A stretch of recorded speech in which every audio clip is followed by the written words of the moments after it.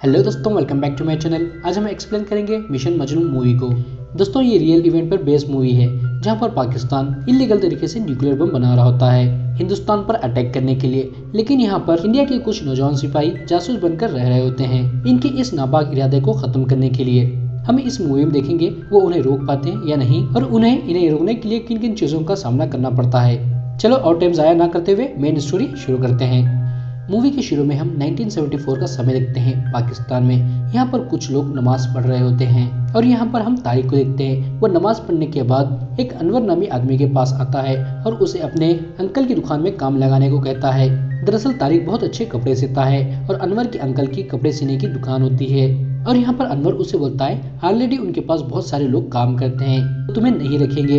ये सुनकर तारिक उसे रिक्वेस्ट करने लगता है। ये देखकर मस्जिद के मौलवी साहब उसकी सिफारिश करते हैं तो अनवर उसे अपने अंकल की दुकान ले जाता है और वहाँ पर उसके अंकल उसे कपड़े सीकर दिखाने को कहते हैं। तो वो उन्हें एक कपड़े पर सीकर दिखाता है तो वो उसे खुश हो जाते हैं और काम पर रख लेते हैं। और तारिक को दुकान के बाहर नसरीन दिखती है तो वो उसे देखता ही रह जाता है, मतलब उससे अब नसरीन से प्यार हो जाता है। देखकर अनवर उसे बताता है ये लड़की तुम्हारे सेठ की भांजी है और ये बचपन से ही अंधी है। लेकिन तारिक को उसके अंधे होने से कोई फर्क नहीं पड़ता और वो अब उसे मिलने के बहाने ढूंढने लगता है और वो रोज उसके लिए ऑटो रुकता है। और एक दिन नसरीन उससे बात करती है और वो उसे बोलती है मुझे पता है तुम रोज मेरे लिए ऑटो रोकते हो, मुझे तुम्हारे होने का पता तुम्हारी अतर से लग जाता है। और उसे उसकी गाड़ी पर घर छोड़ने कहती है और अब ये दोनों एक दूसरे से ज्यादा मिलने लगते हैं और नसरीन को भी तारिक से प्यार हो जाता है। लेकिन एक दिन इन दोनों को साथ में नसरीन के अब्बा देख लेते हैं और वो तारिक की दुकान आकर उसे गुस्सा करने लगते हैं और उसे आइंदा उनकी बेटी से दूर रहने को कहते हैं।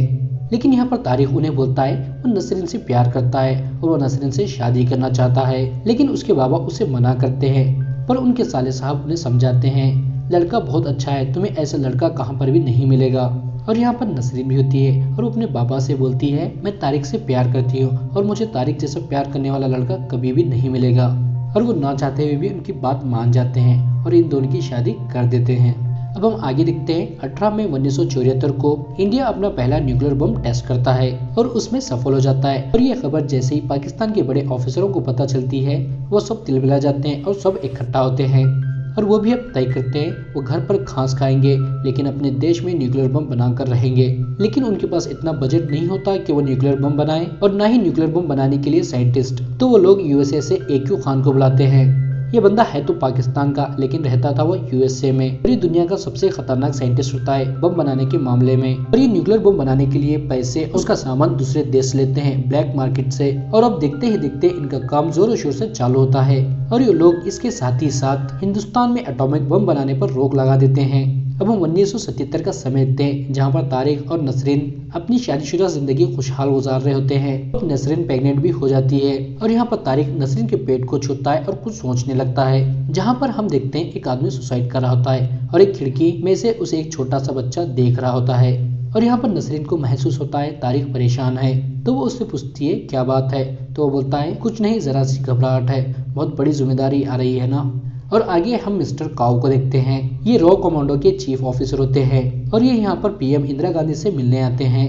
और वो प्राइम मिनिस्टर बताते हैं हमें खबर मिली है पाकिस्तान ब्लैक मार्केट से न्यूक्लियर बम बनाने का सामान खरीद रहा है और वो उसे अपने देश में न्यूक्लियर बम बना रहा है। ये सुनकर पीएम शॉक होती है और वो उन्हें बोलती है हमारे जितने भी पाकिस्तान में जासूस सिपाही है उन्हें एक्टिव कर दो और पता लगाओ पाकिस्तान कहाँ पर न्यूक्लियर बम बना रहा है। अब आगे हम देखते हैं तारिक शाम में सबसे छुप कर अपने दुकान जाता है और उसे वहाँ पर इंडिया से शर्मा कांटेक्ट करते हैं और इसे बताते हैं पाकिस्तान न्यूक्लियर बम बना रहा है। तो उसे पता लगाने को कहते हैं वो किस जगह पर बना रहे हैं और हमें यहाँ पर पता चलता है तारिक इंडिया का एक जासूस सिपाही है और उसका असली नाम मनदीप सिंह है। लेकिन यहाँ पर शर्मा उससे अच्छे से बात नहीं करता और उसे बार बार गद्दार का बेटा बोल रहा होता है, जिससे हमें पता चलता है मनदीप सिंह के पिता हिंदुस्तान की कुछ पर्सनल इंफॉर्मेशन चुरा कर पाकिस्तान को बेच दिए थे और अपने देश से गद्दारी करे थे। और ये जब सबको पता चल गया तो उन्होंने सुसाइड कर ली थी। जब ये बहुत छोटा था तो चीफ ऑफिसर काउ इसे अपने पास रख लिए थे और उन्होंने ही इसे स्पाई की ट्रेनिंग दी थी। तो उनके कहने पर ही इसे इस मिशन के लिए चुना गया था। और यहाँ पर शर्मा उसे एक ढाबे पर जाने को कहते हैं जहाँ पर एक और हिंदुस्तान का सिपाही जासूस था। वो इस पूरे मिशन का नाम मिशन मजनू देते हैं। अब हम अगले दिन देखते हैं तारिक ढाबे को जाता है और उस ढाबे का मालिक का नाम असलम होता है और तारिक उसके पास जाकर उसे पूछता है गोरिल्ला ब्रांड का मसाला है क्या। ये सुनकर वो उसे अंदर ले जाता है और हमें यहाँ पर पता चलता है ये उनका कोडवर्ड है। और यहाँ पर असलम तारिक को कुछ पैसे और एक गन देता है। यहाँ पर तारिक पैसे तो ले लेता है लेकिन गन लेने से मना करता है और वो उसे बोलता है मेरे काम करने का तरीका अलग है। उसके जाने के बाद असलम शर्मा से कांटेक्ट करता है तो शर्मा उसे उस पर नजर रखने को कहता है और उससे कोई गड़बड़ी हो जाती है तो उसे गोली मार देने को कहता है। अब हम आगे देखते हैं उसकी दुकान से पाकिस्तानी फौजियों के यूनिफॉर्म जा रहे होते हैं। ये देखकर तारिक दुकान के मालिक से पूछता है क्या ये मैं देकर आऊं। तो दुकान का मालिक उसके ऊपर बहुत भरोसा करता है तो हाँ करता है और वो इनके यूनिफॉर्म यहाँ से ले जाता है। लेकिन रास्ते में रुककर पाकिस्तान के चीफ ऑफिसर के यूनिफॉर्म के 2 बटन निकाल लेता है। दरअसल ये तारिक का प्लान होता है इंफॉर्मेशन निकालने के लिए और ऐसा ही होता है। अब चीफ ऑफिसर दुकान के मालिक को फोन लगाता है और उसको डांटने लगता है तो दुकान का मालिक उसे सॉरी बोलता है और दूसरे बटन टांगने के लिए आदमी को भेजने लगता है। ये देखकर तारिक उन्हें बोलता है मैं जाकर बटन लगा कर आता हूँ और उन्हें सॉरी भी बोल दूंगा। तो दुकान के मालिक उसे भेज देते हैं और अब यहाँ से वो उनके घर चला जाता है और यहाँ पर वो उनसे बातें करने लगता है और बातों में उनसे वो न्यूक्लियर बम के बारे में पूछता है तो वो उसे बोल देते हैं पाकिस्तान में न्यूक्लियर बम बन रहा है। लेकिन वो उनसे उगला नहीं पाता कि वो कहाँ पर बन रहा है। लेकिन उसे यहाँ पर पता चलता है उसे बनाने वाला साइंटिस्ट दूसरे देश से आया है। और आगे हम देखते हैं वो शर्मा से कांटेक्ट करता है और उन्हें बताता है न्यूक्लियर बम पाकिस्तान में बन रहा है ये कंफर्म है। और वो बोलता है मेरे अंदाजे से वो लोग इसको रावलपिंडी के आसपास बना रहे हैं। ये सुनकर शर्मा उसे बोलता है मुझे तेरा अंदाजा नहीं चाहिए, सही लोकेशन चाहिए और फोन काट देता है। और अब फिर से वो अगले दिन अपनी रिसर्च पर लग जाता है और हम देखते हैं असलम उसका पीछा कर रहा है और उसकी सारी खबर शर्मा को बता रहा है और हम देखते हैं वो दोनों इसकी रिसर्च से खुश नहीं है। अब हम आगे देखते हैं नसरीन को प्रेगनेंसी की वजह से बार बार यूरिन आ रहा होता है और वो इससे बहुत परेशान होती है और वो तारिक को बताती है। अब पता चला अंग्रेज अपने घर में आराम वाली सीट को क्यों लगाते हैं।